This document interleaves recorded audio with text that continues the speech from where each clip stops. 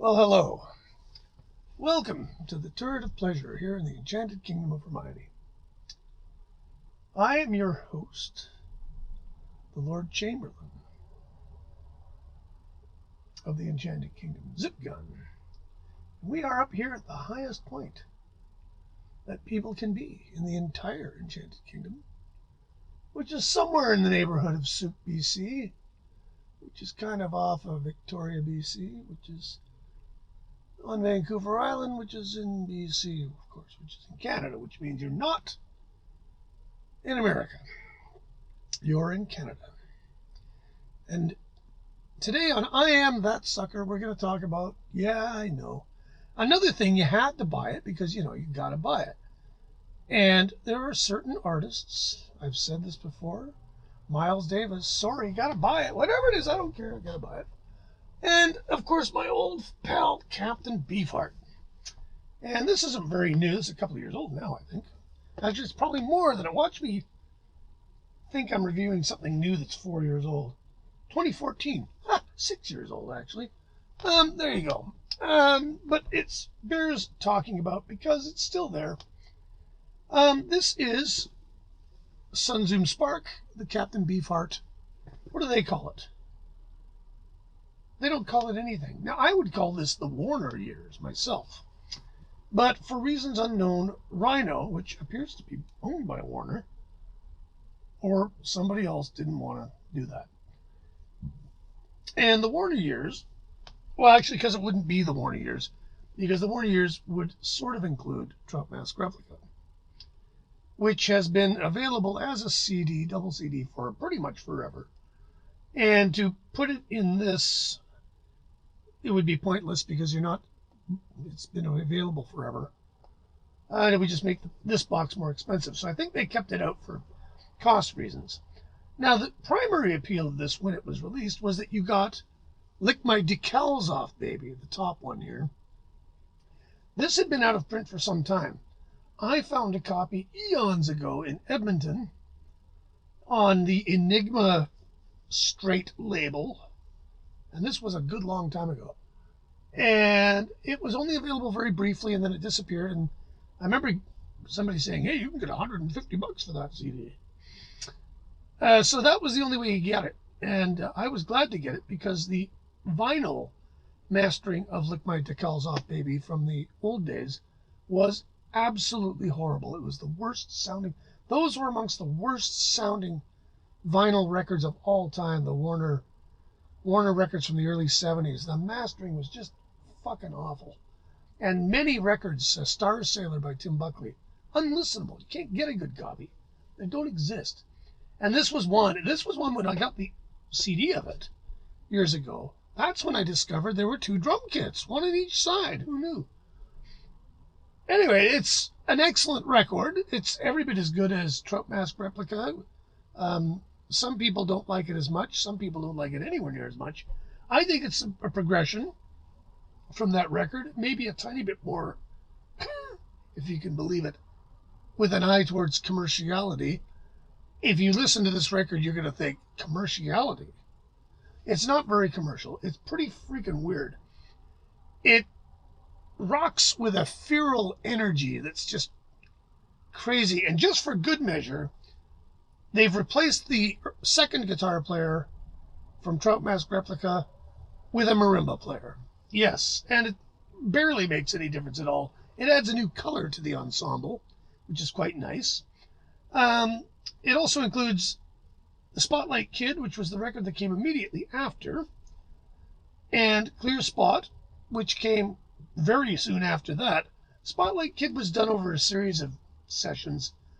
Many of the members of the Magic Band said it was a very awful process.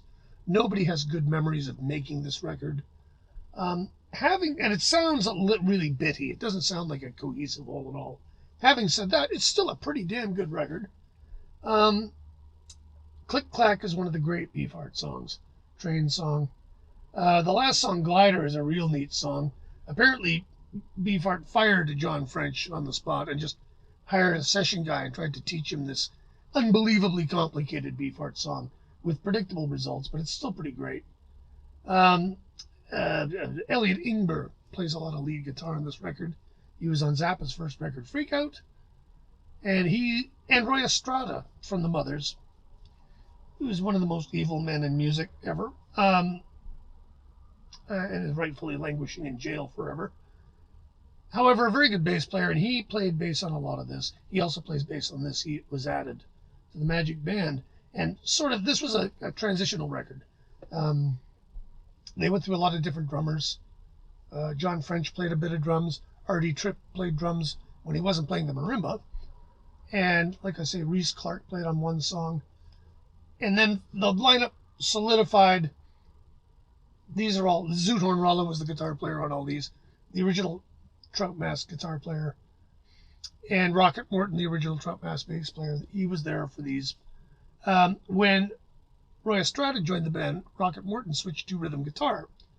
And there's some great German television of the 3-guitar Magic Band playing on German TV. Elliot Ingber on one lead, Bill Harkleroad, Zoot Hornralla on the other lead guitar, and Rocket Morton wailing away on a Telecaster playing rhythm while Roy Estrada plays bass, and Artie Tripp III plays drums. And boy, that's just an amazing piece of video. It's everywhere on YouTube.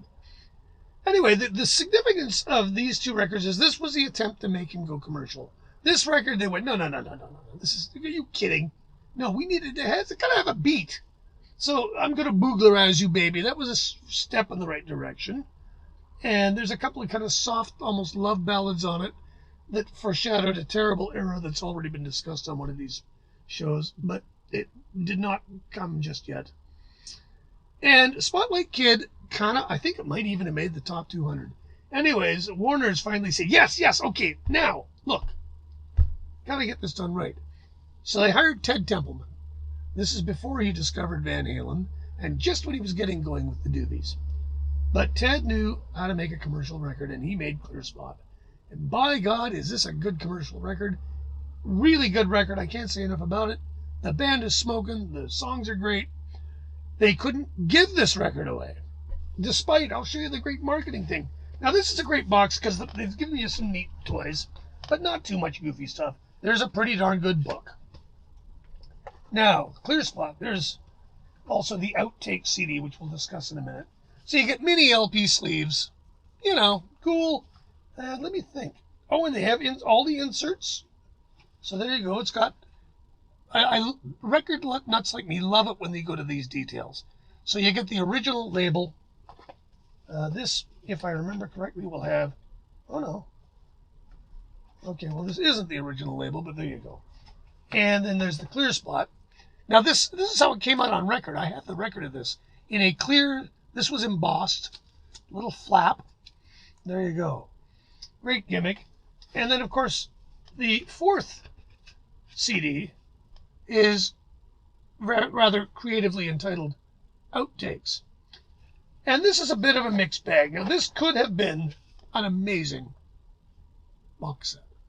Because from the era of roughly around the Spotlight Kid, that was an era that was unique in the Magic Band's history because that was when, for the most part, it seemed that they were writing a lot of songs in the studio. Or if not writing them, learning them and refining them. And there's a YouTube video out there, I think it's 3 hours long, of a variety of stuff. Now, some of it is here, not very much. Certainly not 3 hours. But there's like Alice in Blunderland, alternate version. I can hear no difference of this version and the released version. There's a couple of interesting instrumentals, little scratches on this. Little Scratch was an outtake from the Clear Spot sessions, and it ended up being called The Past Sure Is Tense, with the same music. The same music as Past Sure Is Tense. This had a different lyric to it. And there's an alternate version of Circumstances. I can't tell the difference. I really can't hear it. Early mix of Nowadays a Woman's Gotta Hit a Man. However, there is, of course, just to piss me off, because otherwise I would just say this is a bit of a rip-off. There is a original version of Dirty Blue Jean, which was put out on the Dock at the Radar Station many years later by a completely different band. But this version is on fire. Artie Tripp III, one of the really great drummers. The guy just has power, and he can syncopate stuff, and classically trained percussionist, played with symphonies, played John Cage, very interesting guy, played with Zappa, of course. And this is the band with the Clear Spot band, essentially, trying to do Dirty Blue Jean. It's really good.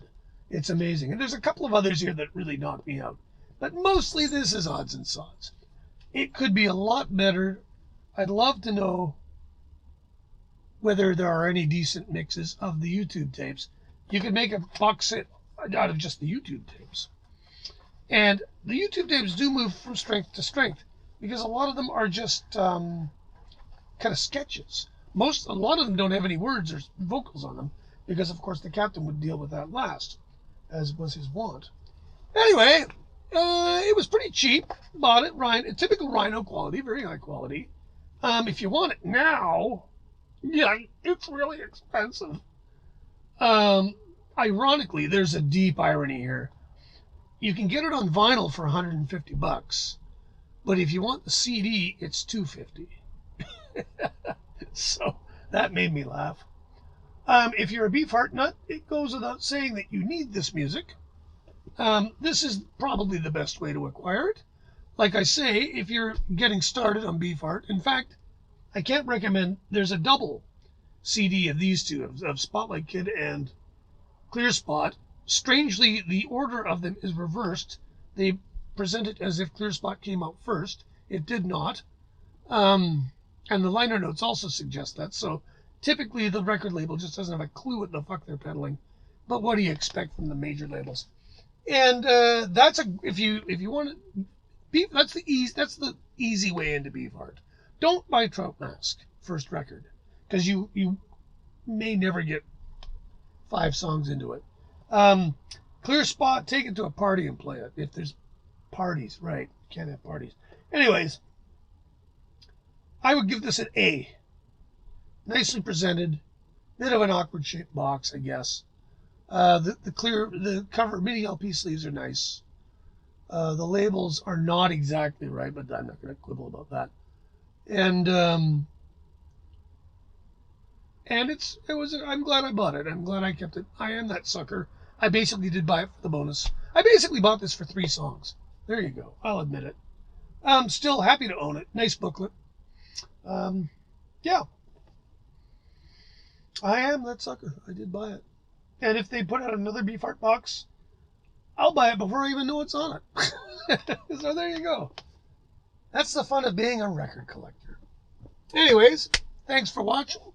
And don't forget to subscribe and hit the notification button. And try not to get sunstroke in this beautiful weather we're having here in the Enchanted Kingdom. It looks like it's 80 degrees Fahrenheit. We go Fahrenheit here in the Enchanted Kingdom. We're old school. Anyway, thanks for coming. We'll talk to you later.